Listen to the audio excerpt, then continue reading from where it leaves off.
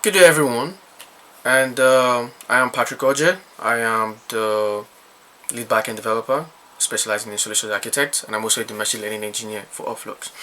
And I was responsible for implementing the algorithms that we use to do the clustering and the scheduling in Upflux. And the algorithm for the clustering we use is the DBSCAN, which is the density-based spatial clustering of applications with noise.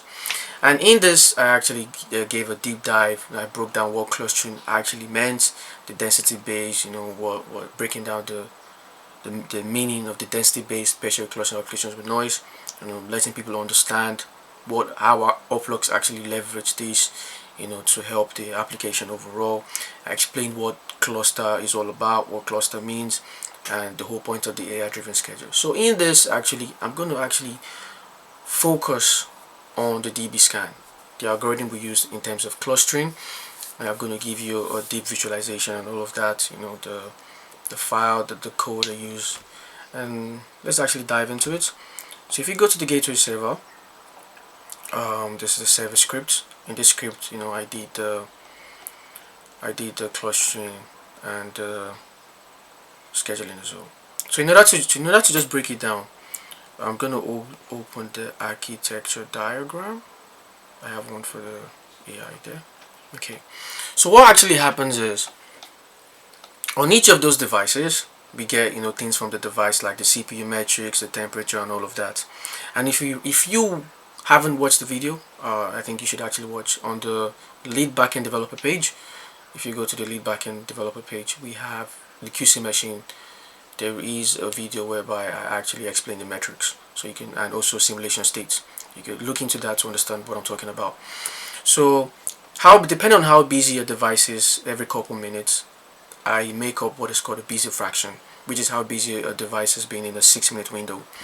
So based on that and the metrics, all that is being sent, to the actual to the AI service. So we can see the busy fraction, the average CPU memory, and the network load as well. So based on all four of that, you can see those are four properties. If you try to visualize that on a graph, let's say you can't see 4D, like technically, like with human eyes you can't actually see 4D. So what actually happens is, based on the 4D, I'm actually clustering. In our case, we just have three QC machines. In our case, just three. But in real life scenarios, there could be hundreds, if not thousands of machines. So in this case, what actually happens is, in that 4D space, based on the busy fraction, the average CPU, average memory, and average network load, they're being plotted in the 4D. You can't really see that, but just imagine it's being plotted in the 4D. I think this actually gave a good visualization here. They're being plotted, think about them, they're being plotted as dots. And based on how they're being grouped, and all of that, I actually set the epsilon. So I have a range of epsilon. It selects the best epsilon. So think about, in this case, just to make it easier for you to understand, the epsilon can be seen as, let's say, a radius. How do you want to group them? How wide do you want that, let's say, radius to be?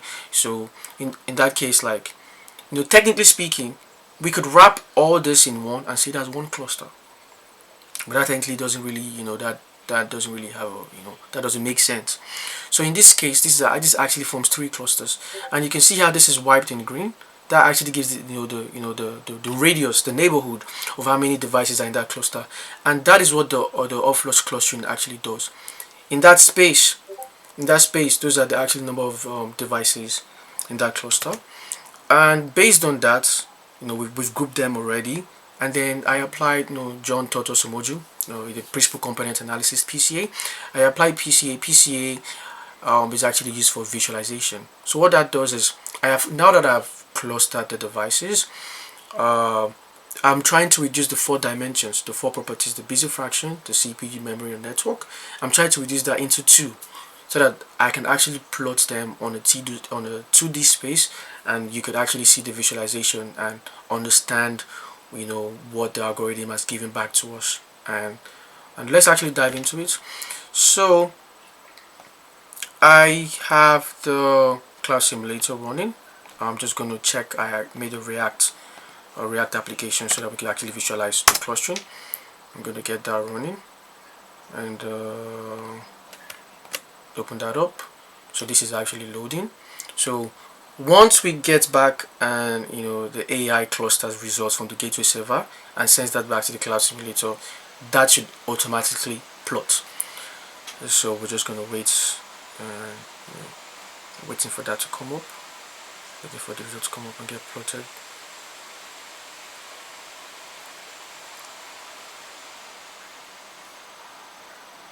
Just give a bit of time.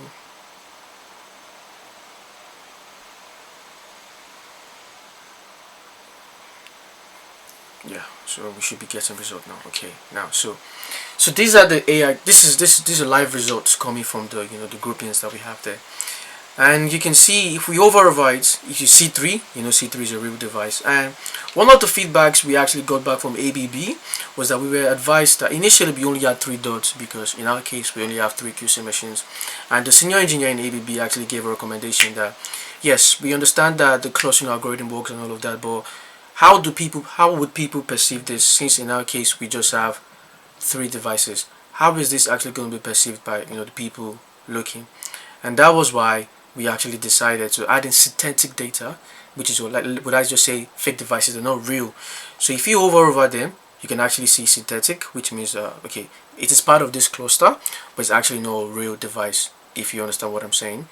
And but if you actually over the you can see the opacity is less on the fake ones. On the real one, you can actually see the actual device in that case. And this would help better visualization, and people can actually see it's color coded to show you what cluster that's actually coming from, and you can actually also see the devices in each of those clusters. And this actually helps because cases like this now, we can tell clusters that are free now, clusters that how many minutes a cluster is going to get busy. So if I reload this, and we'd actually see the clusters, we can also see the scheduled time. You can see in this case recommendation told us only cluster 0 is free. So whatever you see on the graph for cluster 1 and 2, they're not free. Cluster 0 is the only one that's actually free to get updated at the moment. So in real life scenario, the devices that are also around this cluster would be updated at this point in time. And you can see the suggested time actually giving us in this case to get this updated. So I hope to an extent I've been able to give a bit of glimpse on how the Upflux does the clustering and scheduling in this case. And thank you very much, and have a good day.